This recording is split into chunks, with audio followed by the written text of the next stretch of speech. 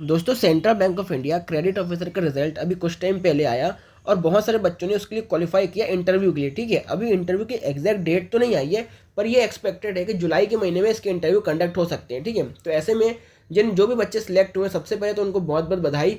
और उनके भी सबसे प्राइमरी रिस्पॉन्सिबिलिटी यही है, प्राइमरी काम यही है कि वो इंटरव्यू की तैयारी में लग जाएं और बहुत अच्छे से लग जाएं, क्योंकि एग्जाम क्लियर करना फर्स्ट स्टेप है, लेकिन आपको जॉब तभी मिलेगी जब आप इसका इंटरव्यू क्लियर करेंगे और अच्छे मार्जिन से क्लियर करेंगे। क्योंकि आपको पता है कि जो इसका फाइनल रिजल्ट है वो रिटर्न रिजल्ट और जो इंटरव्यू है दोनों के मार्क्स को मिला के बनने वाला है, तो आपको इंटरव्यू में अच्छा परफॉर्म करना चाहिए। ठीक है, और ऐसे में अगर इंटरव्यू की बात आती है तो जैसे सेंट्रल बैंक ऑफ इंडिया का एग्जाम है, तो इस बात के पूरे हाई चांसेस है कि वो सेंट्रल बैंक ऑफ इंडिया की हिस्ट्री से रिलेटेड आपसे वहां पर क्वेश्चन पूछें कि आप कितना इस बैंक के बारे में जानते हैं। अगर आप सेंट्रल बैंक ऑफ इंडिया में काम करना चाहते हैं तो आप इस बैंक के बारे में क्या जानते हैं, इसकी हिस्ट्री क्या है, इसके प्रेजेंट फाइनेंशियल फिगर्स क्या है, ये सारी बातें आप जानते हैं कि नहीं जानते, ये इंटरव्यू पैनल आपसे एक्सपेक्ट करेगा। ठीक है, तो ऐसे में आपके लिए मैं पूरी डिटेल वीडियो लेके आया हूँ।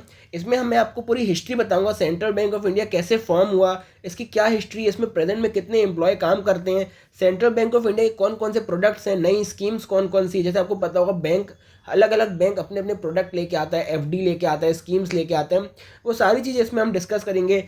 सबसे पहले आपको इसकी जो टैगलाइन है उसके बारे में पता होना चाहिए। सेंट्रल बैंक ऑफ इंडिया की टैगलाइन क्या है? Central to you since 1911। ठीक है, ये टैगलाइन आप याद रखना, हो सकता है हमसे इंटरव्यू में ये पूछ सके। ठीक है, अब बात करते थे हिस्ट्री की। 1911 में ये बैंक इस्टेब्लिश हुआ और ये पहला ऐसा कमर्शियल बैंक था जिसको पूरी तरह से इंडियन कंट्रोल करते थे और मैनेज करते थे। देखो 1911 से पहले भी बहुत सारे बैंक थे, आपने पहले सुना होगा कि पंजाब नेशनल बैंक बहुत पहले बन गया था, इनफैक्ट सबसे फर्स्ट बैंक उसको बोलते हैं, इंपीरियल बैंक ऑफ इंडिया है, एसबीआई था, मतलब बहुत सारे बैंक पहले भी एग्जिस्ट करते थे। ठीक है, लेकिन 1911 में पहली बार ऐसा हुआ कि कोई ऐसा बैंक बना जो पूरी तरह से इंडियंस के हाथ में था, उसको इंडियंस ओन करते थे और मैनेज करते थे। ये ट्रूली फर्स्ट स्वदेशी बैंक था। और ये टाइम पीरियड आप याद कर सकते हो, 1911 ये वो टाइम पीरियड है जब इंडियन मॉडर्न हिस्ट्री में स्वदेशी मूवमेंट अपने जोर शोर पे था। उस समय बहुत जो हमारी जनता थी इंडिया की, ब्रिटिश जो एम्पायर है उसके प्रति क्रोध था कि हमें उनसे छुटकारा चाहिए और हम उनके बनाई गई जो चीज़ें हैं उनको यूज़ ना करके हम अपनी स्वदेशी चीज़ का डेवलपमेंट करेंगे। उसी टाइम पे बहुत सारा स्वदेशी मूवमेंट भी चला, लोगों ने फॉरेन कपड़ों को जलाया। तो ये सेंट्रल बैंक ऑफ इंडिया का जो फॉर्मेशन है ये उसी टाइम पीरियड का फॉर्मेशन है जब स्वदेशी मूवमेंट अपने जोरों शोरों पे था और इंडियंस को लग रहा था कि हमारा भी एक अपना बैंक होना चाहिए जिसको इंडियंस मैनेज करें, ओन करें, और उसमें इंडियंस के जो इंटरेस्ट हैं वो सेफ गार्ड रहे। ठीक है, उससे पहले जो बैंक थे उसमें कहीं ना कहीं ब्रिटिश का इन्फ्लुएंस था, ब्रिटिश लोग काम करते थे, ब्रिटिश लोग मैनेज करते थे, या फिर ब्रिटिशर्स के पास उसके शेयर्स थे। लेकिन सेंट्रल बैंक ऑफ इंडिया पहला ऐसा बैंक बना, कॉमर्शियल बैंक, जो पूरी तरह से ओन था और मैनेज था इंडियंस के द्वारा। ठीक है, इसके फाउंडर कौन थे, किन्होंने इस बैंक को बनाया? सर सरोबजी पोच खान वाला, ये नाम आप याद रखना, ये आपसे इंटरव्यू में पूछ सकता है। ठीक है, ये बहुत इंपॉर्टेंट नाम है। उसके बाद जो इसके पहले चेयरमैन बने वो थे सर फिरोज जी मेहता। ये फिरोज शाह मेहता वही हैं जो हमारे एक बहुत प्रोमिनेंट फ्रीडम फाइटर भी रह चुके हैं। अगर आपने मॉडर्न हिस्ट्री पढ़ी है तो इनका नाम आपने बहुत बार सुना होगा। ये बहुत हमारे एक इंपॉर्टेंट फ्रीडम फाइटर में से एक थे। ठीक है, ये फर्स्ट चेयरमैन बने इस ट्रूली स्वदेशी बैंक का। ठीक है, और जिन्होंने इस बैंक का मतलब फॉर्मेशन किया, सर सरोबजी पोच खान वाला, उन्होंने क्या बोला कि central bank of India property है हमारे नेशन की और कंट्री के एसेट है। ये उस समय के लिए बहुत बड़ा स्टेटमेंट है। जैसे कि मैंने आपको बताया, उस समय हमारे इंडिया पे ब्रिटिशर्स का राज था, सारी चीज़ें ब्रिटिश के कंट्रोल में थी। उस समय ऐसा बैंक होना जो पूरी तरह से इंडियन के हाथ में और वो इंडिया के इंटरेस्ट को सेफगार्ड करता हो, ये बहुत बड़ी बात है। इसलिए उस समय के जो फाउंडर थे उन्होंने ऐसा कहा कि हमारे नेशन की प्रॉपर्टी हमारे कंट्री का एसेट है जो हमारे इंडियंस के इंटरेस्ट को सेफगार्ड करेगा। ठीक है, उसके बाद सेंट्रल बैंक ऑफ इंडिया की जर्नी आगे बढ़ती है। उसने कई जगह अपने ब्रांच खोले, जैसे 1918 में उसने हैदराबाद में ब्रांच खोला। ठीक है, अब ये वाला पॉइंट आपके लिए इंपॉर्टेंट नहीं है, आपके लिए जो ये वाला मैंने लाइन आपको एक्सप्लेन की ये बहुत इंपॉर्टेंट है, ये आपसे इंटरव्यू में पूछ सकता है। ये नहीं है, ये सिर्फ मैंने आपको सिर्फ डिटेलिंग बताई है कि हाँ ऐसे बैंक काम कर रहा था, उसकी जर्नी क्या है, ये आप ऐसे जनरल नॉलेज से याद कर सकते हो। इंटरव्यू में इतना डिटेल में नहीं पूछता कि उसने कहाँ पर ब्रांच खोली। ठीक है, याद रखना, जैसे 1923 में इसने टाटा इंडस्ट्रियल बैंक को एक्वायर कर लिया, उससे बैंक और बड़ा हो गया। ठीक है, उसके बाद सेंट्रल बैंक ऑफ इंडिया ना एक बहुत प्रोमिनेंट रोल प्ले किया सेंट्रल बैंक ऑफ इंडिया ने, central exchange bank of India.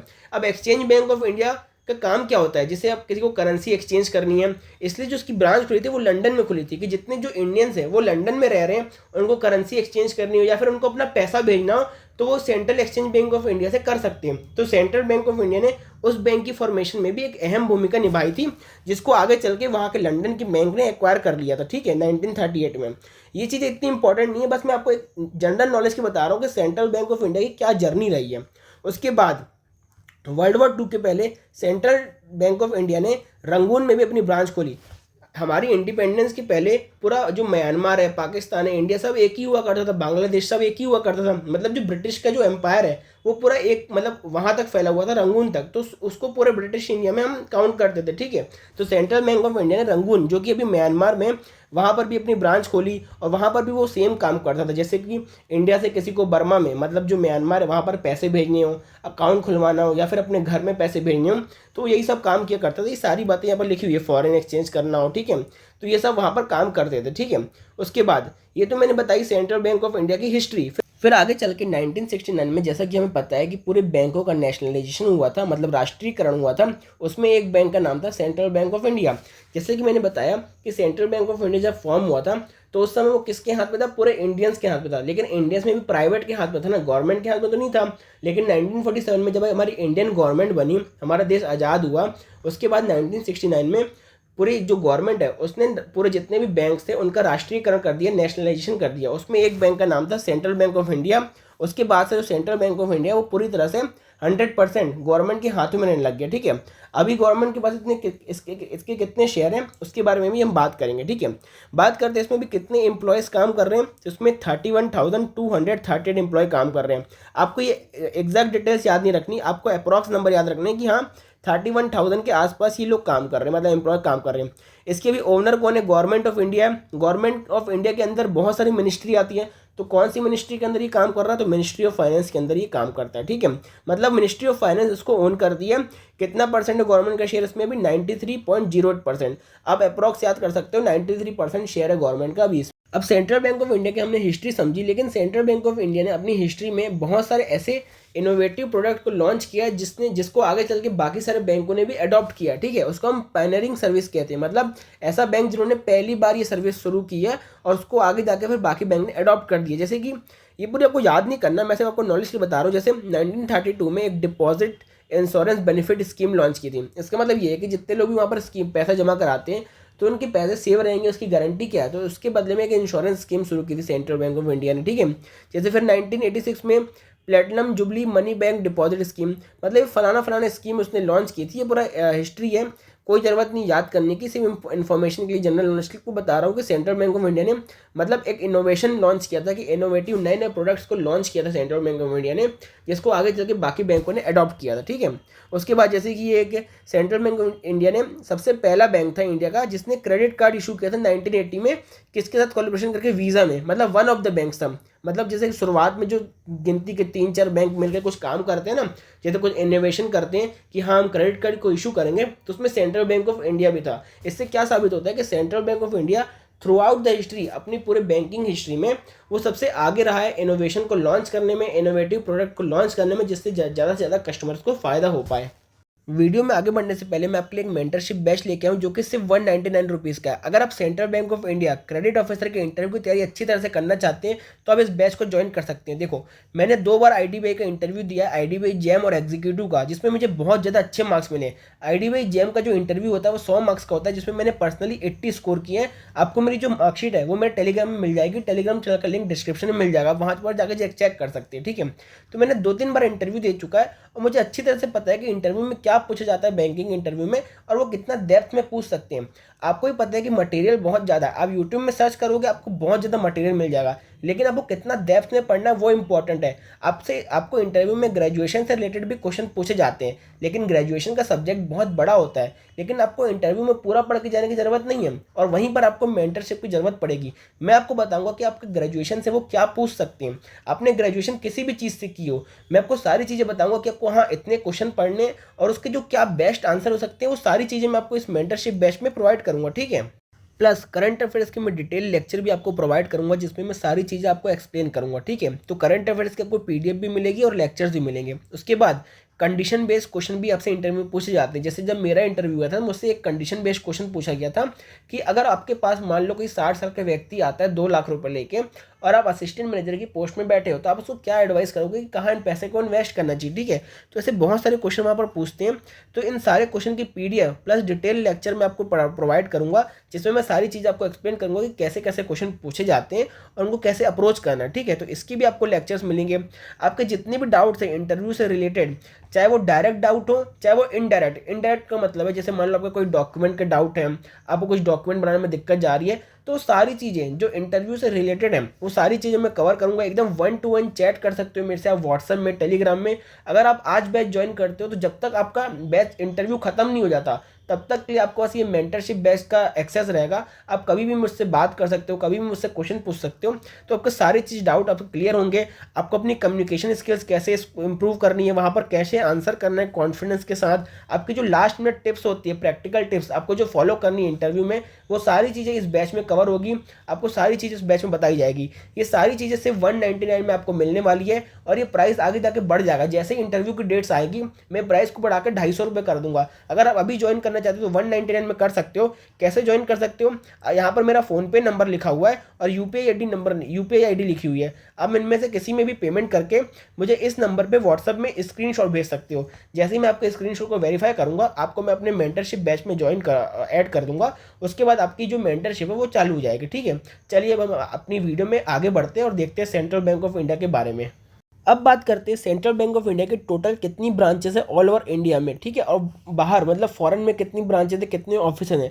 आपको पता होगा सेंट्रल बैंक ऑफ इंडिया जितने भी हमारे इंडिया में पब्लिक सेक्टर बैंक है उसमें सबसे one of the most important bank है सेंट्रल बैंक ऑफ इंडिया। आपको पता होगा SBI सबसे इंपॉर्टेंट है, ठीक है। उसके बाद यूनियन बैंक है, लेकिन सेंट्रल बैंक ऑफ इंडिया भी one of the most important bank है, जिसका जो पूरा नेटवर्क है वो हमारे इंडिया के 28 स्टेट्स और 7 आउट ऑफ 8 यूनियन टेरिटरी, मतलब 8 यूनियन टेरिटरी है। 8 को में से सिर्फ एक को छोड़ के बाकी सातों में और पूरे 28 स्टेट में, मतलब एक तरह से आप मान सकते हो ऑल ओवर इंडिया में सेंट्रल बैंक ऑफ इंडिया की प्रेजेंस है, ठीक है। टोटल ब्रांचेस की बात करें तो 4500 के आसपास इसकी ब्रांचेस है। आप अप्रॉक्स नंबर याद कर सकते हो। तो ये डेटा आप याद कर सकते हो। अप्रॉक्स में 4500 के आसपास ब्रांचेस है और 10 सेटेलाइट ऑफिस है। सेटेलाइट ऑफिस का मतलब ये होता है कि वो मेन ब्रांच नहीं है, लेकिन मेन ब्रांच से जुड़ी हुई छोटी ऑफिस है जहाँ पर थोड़े बैंकिंग के काम होते हैं, ठीक है। अब इतना याद रख सकते हो।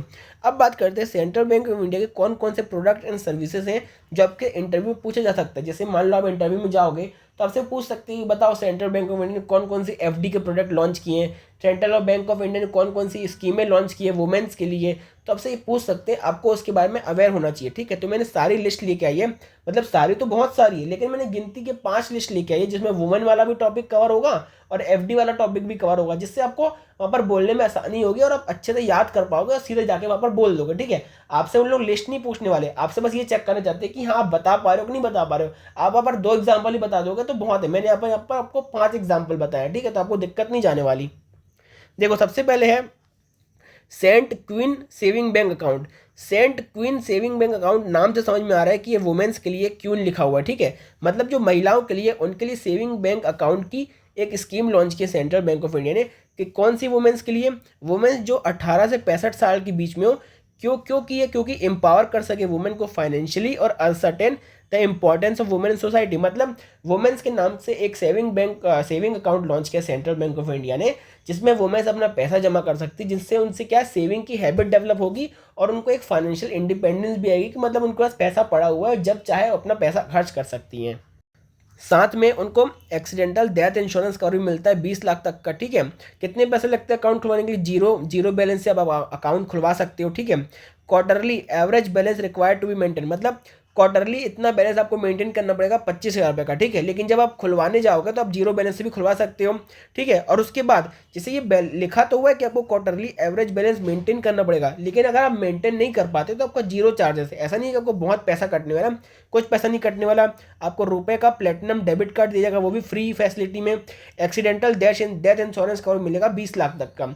ओवरऑल इस पूरे जो अकाउंट है, इस स्कीम का ऑफिशियल मोटिव क्या है कि वुमेन्स को एम्पावर करना है, उनके पास सेविंग हैबिट डेवलप हो और उनके पास पैसे का एक ऐसा सोर्स रहे जिसको कभी भी खर्च कर सकते हैं, पैसा जमा रहेंगे। तो एक तरह से वुमेन को एम्पावरमेंट के लिए, वुमेन को एम्पावर करने के लिए फाइनेंशियली ये सेंट्रल बैंक ऑफ इंडिया ने स्कीम लॉन्च। ये जो पूरी लेक्चर की PDF है मैं उन बच्चों के साथ शेयर करूंगा जिन्होंने मेरा मेंटरशिप बैच लॉन्च किया है, मतलब मेंटरशिप बैच जो ज्वाइन किया मैंने, जो लॉन्च किया है। जिन बच्चों ने भी मेरा मेंटरशिप बैच ज्वाइन किया है उनको ये पूरी PDF मिल जाएगी, ठीक है, उनसे अभी पीडीएफ से आप प्रिंट आउट भी कर सकते हो और अच्छे से पढ़ सकते हो। ठीक है, इसके बाद करते हैं हमारे सेकंड प्रोडक्ट की, सेंट गरिमा टर्म डिपॉजिट इंश्योरेंस स्कीम। एक तरह से ये एफडी वाली स्कीम है। आपको सिर्फ इसमें इतना याद रखना है कि ये 777 डेज की फिक्स डिपॉजिट है। जिसमें आप मिनिमम 10,000 से अकाउंट खुलवा सकते हो, मैक्सिमम कितना है 10 करोड़ तक का। ठीक है, कोई भी कस्टमर इसके लिए अप्लाई कर सकता है। इसमें इंटरेस्ट कैसे मिल सकता है, या तो आप मंथली इंटरेस्ट ले सकते हो या तो क्वार्टरली ले सकते हो, वो आप उसमें डिसाइड कर सकते हो। ठीक है, इतना आपसे नहीं पूछेगा, आपको सिर्फ ये पॉइंट याद रखना है, ये वाला। ठीक है, इंटरेस्ट थोड़ा याद रख लेना, 7.5%। इंटरेस्ट चेंज होता रहता है, इसलिए इंटरेस्ट में ज़्यादा फोकस मत करना, बट ओवरऑल याद रखना कि 7% के आसपास इसमें इंटरेस्ट मिलता है। ठीक है, और जो सीनियर सिटीजन है उसको थोड़ा 0.5% एक्स्ट्रा मिलता है। उसके बाद हम थर्ड प्रोडक्ट की बात करें, 444 डेज वाली FD central bank of India की। इसमें क्या है, 444 डेज का टाइम पीरियड है। इसमें मिनिमम अमाउंट कितना है 10,000 का है, मैक्सिमम अमाउंट कितना है 10 करोड़ का है। ठीक है, 0.5% सीनियर सिटीजन को एक्स्ट्रा मिलेगा। सिर्फ इतना इसमें याद रखना है कि सेंट्रल बैंक ऑफ इंडिया की दो प्रकार की एफडी चलती है, एक 777 डेज की, एक 444 डेज की। ठीक है, उसके बाद बात करते हैं हम सेंट ग्रह लक्ष्मी लोन स्कीम। मतलब एक तरह से जो वुमेन्स हैं उनको होम लोन की सुविधा देने के लिए सेंट्रल बैंक ऑफ इंडिया ने ये स्कीम लॉन्च की है। ठीक है, अब इसमें एलिजिबिलिटी क्या है, देखो इसका नाम गृह लक्ष्मी है तो वुमेन के नाम से ही होगा, तो women should be the sole borrower और फर्स्ट नेम बोरोवर। मतलब जो होम लोन लेगा, मतलब जिसके नाम, मतलब जो घर लेगा, जैसे मान लो आप होम लोन ले रहे हो तो घर लेने के लिए ले रहे हो ना, तो घर जिसके नाम पे होना चाहिए वो वुमेन के नाम पे होना चाहिए। ये स्कीम में साफ साफ बोला है।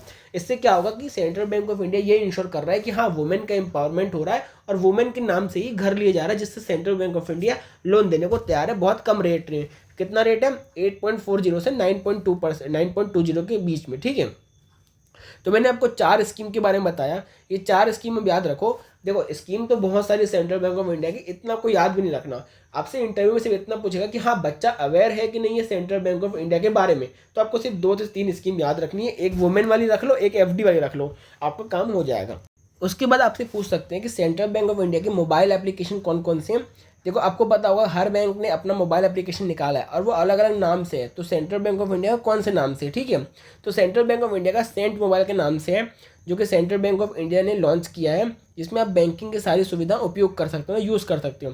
उसके बाद सेंट्रल बैंक ऑफ इंडिया ने इसी का अपडेटेड वर्जन लॉन्च किया, सेंट ईज। ठीक है, अब आपसे इससे डिफरेंस पूछ सकते हैं, तो मैंने यहाँ पर डिफरेंस लिख दिया है। जो सेंट ईज है ना, वो भी सेंट्रल बैंक ऑफ इंडिया ने डेवलप किया है। एक तरह से ये सुपर ऐप है, मतलब जो पहले वाला ऐप था उसका अपडेटेड वर्जन है, जो उससे ज़्यादा रेंज ऑफ सर्विसेज आपको ऑफर करता है, जैसे इन्वेस्टमेंट की, शॉपिंग की, इंश्योरेंस ऑप्शन, ये इतने सारे फंक्शन उसमें नहीं थे। उसमें सिर्फ आप बैंकिंग चीज़ें को यूज़ कर सकते हो, मतलब बैंकिंग जो सर्विसेज है उसको यूज़ कर सकते हो, लेकिन इसमें इन्वेस्टमेंट भी कर सकते हो, शॉपिंग भी कर सकते हो, इंश्योरेंस ऑप्शन भी है।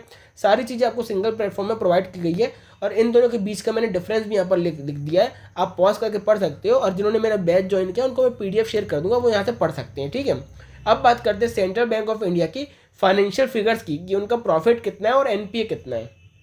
देखो जो अभी फाइनेंशियल ईयर चल रहा है वो चल रहा है फाइनेंशियल ईयर 2026। ठीक है, उसका भी पहला क्वार्टर चल रहा है, वो भी खत्म नहीं हुआ, पहला क्वार्टर का अभी जून महीना चल रहा है। ठीक है, तो जून महीने में अभी हमारे पास पहले क्वार्टर का डेटा तो नहीं है, तो आपसे ये डेटा नहीं पूछने वाला। आपसे वो जो लास्ट क्वार्टर है, लास्ट ईयर का जो प्रॉफिट है, लास्ट क्वार्टर का जो प्रॉफिट है वो पूछने वाला है, तो मैं उसका डेटा लेके आया हूँ, आपको सिर्फ उतना ही याद रखना है। ठीक है, तो जो लास्ट ईयर का जो टोटल बिजनेस था वो इतना था 6 लाख, मतलब 6,68,686 करोड़, जो कि 8% ज़्यादा था ईयर ऑन ईयर देखें। मतलब जो ये डेटा ये फाइनेंशियल ईयर 2025 का है। ठीक है, अब 8% किससे ज़्यादा है, फाइनेंशियल ईयर 2024 में जितना उसका जो टोटल बिजनेस था उससे 8% ज़्यादा फाइनेंशियल ईयर 2025 में हुआ है। ठीक है, ये आपको समझ में आ गया होगा। उसी तरह से डिपॉजिट की बात करें तो 3,97,000 के आसपास इसका टोटल डिपॉजिट है, करोड़ इतना है, जो कि 5.34% ईयर ऑन ईयर ज़्यादा है। किससे, फाइनेंशियल ईयर 2024 से ज़्यादा है 2025 में, फाइनेंशियल ईयर 2025 में। ठीक है, इसका काशा रेशियो देखें, काशा अकाउंट देखें तो कितना 1,95,000 करोड़, जो कि 5% ज़्यादा है ईयर ऑन ईयर। ठीक है, उसके बाद ये तीनों आपको याद रखने हैं, जिसमें सबसे इंपॉर्टेंट ये कासा वाला है। आपसे पूछ सकते हैं कि कासा में भी कितना पैसा है सेंट्रल बैंक ऑफ इंडिया के पास, तो 1,95,000 करोड़ के आसपास पूछ सकता है। ठीक है, उसके बाद जो ये जो मतलब डेटा है ये उतना इंपॉर्टेंट नहीं है, आपको सिर्फ ये वाला याद रखना है, ये सिर्फ मैंने इन्फॉर्मेशन के लिए बताया। उसके बाद सबसे इंपॉर्टेंट डेटा है नेट प्रॉफिट का। नेट प्रॉफिट कितना हुआ है फाइनेंशियल ईयर 2025 में, 959 करोड़, जो कि पिछले साल से कितना ज़्यादा है, 33% ज़्यादा है, जो कि बहुत अच्छी बात है, पॉजिटिव साइड है सेंट्रल बैंक ऑफ इंडिया के लिए। ठीक है, ग्रॉस एनपीए की बात करें तो 3.86% है। कब के लिए? क्वार्टर थर्ड का डेटा है, क्वार्टर फोर का मेरे को मिला नहीं, पिछले साल का पूरा टोटल मिला नहीं मेरे को, तो जो मिला जो अवेलेबल है आपको उतना याद रखना है, ठीक है। तो 3.86% है क्वार्टर थर्ड का फाइनेंशियल ईयर 2025 का, ठीक है, जो कि पिछले मतलब जो ईयर ऑन ईयर देखें पिछले फाइनेंशियल ईयर 2024 के क्वार्टर थर्ड से देखें तो उससे थोड़ा डाउन हुआ है, मतलब पॉजिटिव चीज़ है ये भी। नेट एनपीए की बात करें तो 0.59% है, वही सेम चीज़ क्वार्टर थर्ड फाइनेंशियल ईयर 2025 के, ठीक है, जो कि वो भी डाउन हुआ है, तो ये भी एक अच्छी साइड है। तो आपको ये तीन चीज़ याद रखनी है, जितना डेटा अवेलेबल है उतना मैंने प्रोवाइड कर दिया है। अब मैं आगे और रिसर्च करता रहूँगा, अगर इंटरव्यू के पहले अगर मेरे को एकदम लेटेस्ट मिलता है पूरा क्वार्टर फोर का तो मैं वो भी प्रोवाइड कर दूंगा, ठीक है। आपको एक चीज़ और बता देता हूँ, ये क्वार्टर थर्ड का मतलब क्या है, ठीक है। क्वार्टर थर्ड का ये मतलब है कि सितंबर अक्टूबर नवंबर दिसंबर, मतलब अक्टूबर से लेकर दिसंबर तक का, अक्टूबर नवंबर दिसंबर, हाँ, ये जो 3 महीने का जो डेटा है ना, ये क्वार्टर थर्ड इसका डेटा है कब का? 2024 में, मतलब अक्टूबर 2024 से लेकर दिसंबर 2024 तक में जो central bank of India gross NPA net NPA उसका डेटा यहाँ पर दिया हुआ है, ठीक है। और जो ये वाला डेटा है नेट प्रॉफिट का, ये तो पूरे ईयर का दिया हुआ है, ये पूरे एकदम करेक्ट है, इसको मैं आपको कोई टेंशन करने की ज़रूरत नहीं है।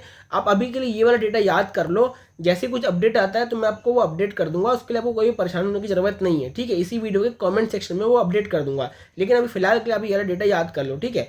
तो जितने भी इंपॉर्टेंट डेटा थे, कासा रेशियो हो गया, काशा का जितना टोटल डिपॉजिट हो गया वो बता दिया मैंने, नेट प्रॉफिट बता दिया, ग्रॉस एनपीए बता दिया, नेट एनपीए बता दिया, तो इतना सब आपसे पूछ सकता है और ज़्यादा डिटेल में नहीं जाना है, ऊपर ऊपर तो फिगर याद कर लो। ऐसे तो 50 फिगर है, लेकिन 50 फिगर आपको याद नहीं करने, इंपॉर्टेंट यही फिगर है। क्यों इंपॉर्टेंट है? क्योंकि आप अगर बैंकिंग की तैयारी कर रहे हो तो आपको पता होगा कि ये कासा रेशियो बहुत इंपॉर्टेंट होता है, नेट प्रॉफिट इंपॉर्टेंट होता है, एनपीए के बारे में हम बहुत फ्रिक्वेंटली पढ़ते हैं, तो वो उन्हीं सब चीज़ों के बारे में पूछेंगे जिसके बारे में हम फ्रिक्वेंटली पढ़ते रहते हैं, ठीक है। तब से वो एकदम ज़्यादा बैलेंस शीट के बारे में नहीं पूछने वाला, वो हमारे लिए इंपॉर्टेंट है ही नहीं।